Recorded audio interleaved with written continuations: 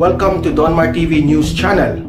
Ito pa mga kababayan, nanindigan si Davao City Mayor at VP aspirant Sara Duterte na hindi siya makikipag-alyansa kay Manila City Mayor Isko Moreno sa nalalapit na halalan. Hindi kasunod ang sinusulong na Isko Sara o ISA, tandem ng mga Muslim leaders sa bansa para sa nalalapit na botohan.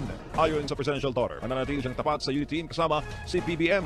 Nilila naman itong respetado nito ang kanyang supporters sa pagpili ng kanilang ihalal na Pangulo. Sinabi pa nito na mahalaga ang kanyang paninindigan at may isa itong salita. Batid din ito na pare-pareho ng yung kanilang adhikain o lahat ng adhikain para sa bansa, kaya dapat anyang iisa ang tinatahak ng lahat para magtagumpay. Basta naman si Mayor Inday na susuporta pa rin ng mga ito sa unity team at iginiit na mahalaga ang pagpili ng isang team na maglilingkod sa ating bayan. Isa naman sa magiging prioridad ng tambalan ni Ferdinand Bongbong Marcos at Davao City Mayor Sara Duterte Carpio ang modernisasyon ng Pasig River Ferry System. Sa isang pahayag, sinabi ni Marcos na mahalaga itong maisulong para malutas rin ang problema sa trapiko na malaking tulong sa ating mga kababayan. Naniniwala rin siya na malaki ang maitutulong nito sa pagpapaunlad ng ekonomiya ng bansa.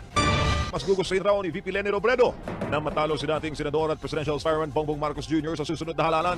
Itong pahayag ni Robredo sa gitna ng mga petisyon na inihain sa COMELEC para ma-disqualify ang kandidatura ni BBM. Sinabi ni Robredo na hindi na nito papakikialman ang disqualification case ni BBM at mas gusto niya itong talunin sa eleksyon. Ito rin niya ay makapagbibigay linaw sa mga kinaharap nilang issue na nandaya raw ito noong 2016 elections. Samantala, nagpahayag din ng pag-alala si Robredo o pag-aalala kasunod ng umunoy pag-hack sa server ng COMELEC.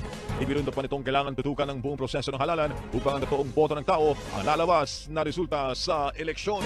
Si Senator Manny Pacquiao, iminungkay naman na gawing libre at accessible ang rapid antigen o RT-PCR test.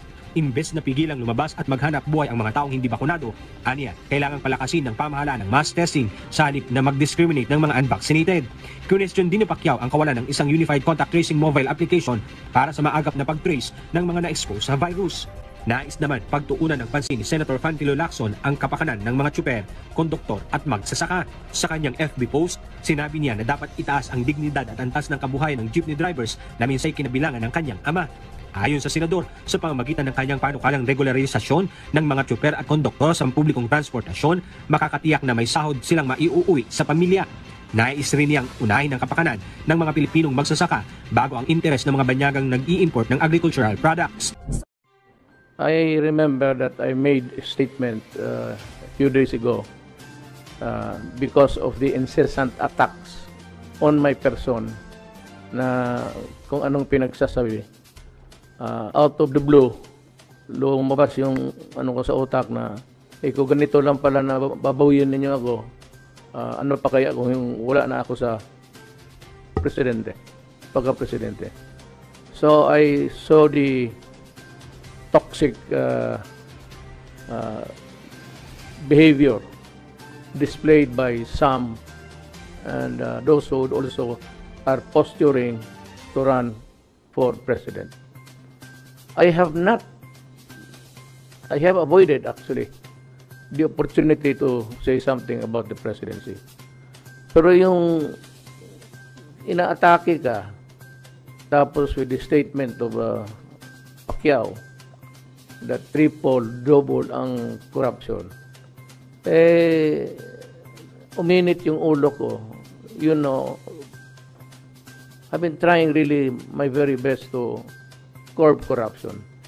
Hindi ko maalis yan overnight. But I have made some a little progress in terminating, dismissing individuals. I cannot abolish offices, but I can dismiss employees for their malfeasance, kung ano-ano yung starting from the DPWH, I went to the customs, then eventually yung pastillas ng ano. And the very thing that really pissed me off was the Filipinos who are being framed up by itong laglag bala sa airport. Hindi lang nakakaawa, sometimes they are not able to board their flights on time because they are being detained for trump-up charges. You know, hindi ko lang ma-trace, but maybe someday it will be good to assign one investigator to dig itong mga to. kung sino yung mga pulis na naghuli at nag-detain sa mga tao supposedly may balak. You know, that's oppression of the highest order. Huwag mo lang galawin ang maliliit na tao kasi sa sitwasyon, in the situation they are now, mahirap na sa kanila. There is plenty of sorrow and agony sa mga taong naghihirap. Hindi ako nagdadrama. That is my sentiment. I got it from my father who was governor also. And yun ang ipasa niya sa akin. And that is what Inday has also inherited. Something kailangan kaibiganin ko yung presidente. Kaya ako, minsan hindi ako I do not talk about the other. Ito lang si Pacquiao. It was out of the blue. He just blurted out na corrupt ang so gano'n. So I am forced to. By the way, meron akong, I remember, he has a tax evasion case. And he is been assessed to pay 2.2 billion ang utang niya na hindi niya binayaran ang gobyerno. Of all these fights, lahat na yan considered since the beginning. Maraming awa yan. Ang bilyong kinita niya. But isang fight niya, 2.2 billion, kukunin ng BIR yan. Sa Amerika, walang problema. Talagang bayad ka, hindi, kulong ka. So dito, I remember that I'll try to find out. May ano yan siya, may utang siya 2.2 billion. Not because gusto ko siyang habulin, ayaw ko. But sabi kasi niya corrupt. Hindi kung corrupt kami, ikaw, when you cheat government, you are a corrupt official. Lalo na. So I remember na meron may kaso siya. It's still, I think, with the court. I do not know, but I'll check that. Yan ang ano natin.